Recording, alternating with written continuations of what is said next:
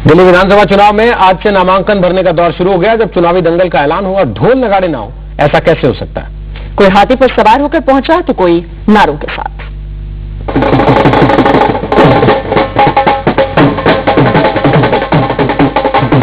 ये डेमोक्रेसी का डांस है और ये नेता की चुनावी बारात है। शिव कुमार तिवारी साहब गोल मार्केट से फूल व्यापारी हैं, निर्दलीय उम्मीदवार हैं और दिल्ली की मुख्यमंत्री शीला दीक्षित के खिलाफ नई दिल्ली विधानसभा सीट से अपना नामांकन भरने आए हैं।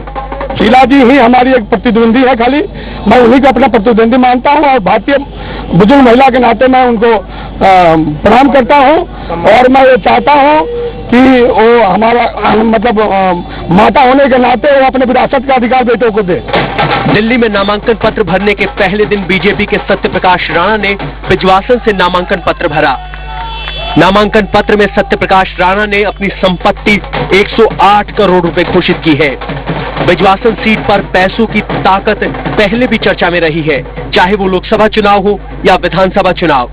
2009 में लोकसभा चुनाव में यहीं से बीएसपी उम्मीदवार दीपक भारद्वाज मैदान में थे, जिन्होंने अपनी कुल संपत्ति 600 करोड़ घोषित की थी। पारिवारिक विवाद की वजह से बाद में उनकी हत्या कर दी गई। दिल्ली के 70 सीटों के लिए आम आदमी पार्टी ने 68 सीटों पर और बीजेपी ने 58 सीटों पर उम्मीदवार घोषित किए हैं, जबकि कांग्रेस पार्टी ने अभी उम्मीदवारों के नाम की घोषणा नहीं की है। जैसे ही सभी पार्टियों के उम्मीदवार मैदान में उतरेंगे, चुनावी दंगल का रंग और चढ़ेगा। अरबपति उम्मीदवार से लेकर फूलमाला बेचने वाले तक दिल्ली के सियासी घमासान के लिए नामांकन शुरू होते ही ये सब उम्मीदवार सामने आने लगे हैं। दिल्ली में 4 दिसंबर को मतदान है और 8 को वोटों की गिनती। प्रकाश दुबे, जी मीडिया, दिल्ली। और दिल्ली विधानसभा चुनाव के लिए टिकट बंटवारे को लेकर कांग्रेस बीजेपी दोनों ही पार्टियों में घमासान मचा है। कांग्रेस की केंद्रीय चुनाव समिति की बैठक में भी पार्टी उम्मीदवारों के नाम के ऐलान की हिम्मत नहीं जुटा पाई। अब मामला कल यानी रविवार तक के लिए टाल दिया गया।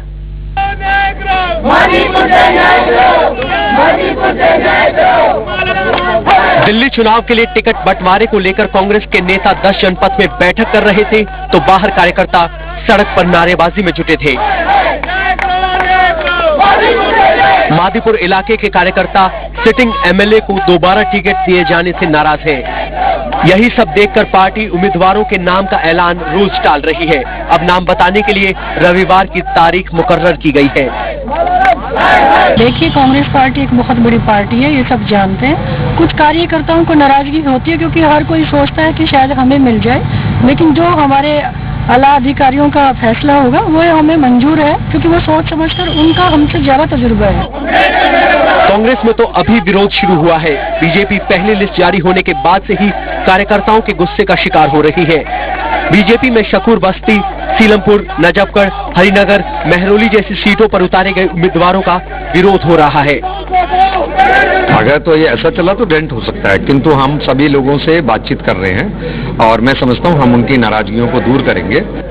बीजेपी के हरिनगर से विधायक हर्षण सिंह बल्ली पार्टी छोड़ चुके हैं, जबकि एक मेयर ने इस्तीफा दे दिया है।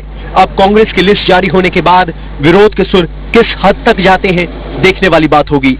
पहली लिस्ट जारी होने के बाद बीजेपी नाराज कार्यकर्ताओं और बागियों से जूझ रही है तो कांग्रेस में लिस्ट जारी होने के पहले ही विरोध सड़कों पर आ गया है।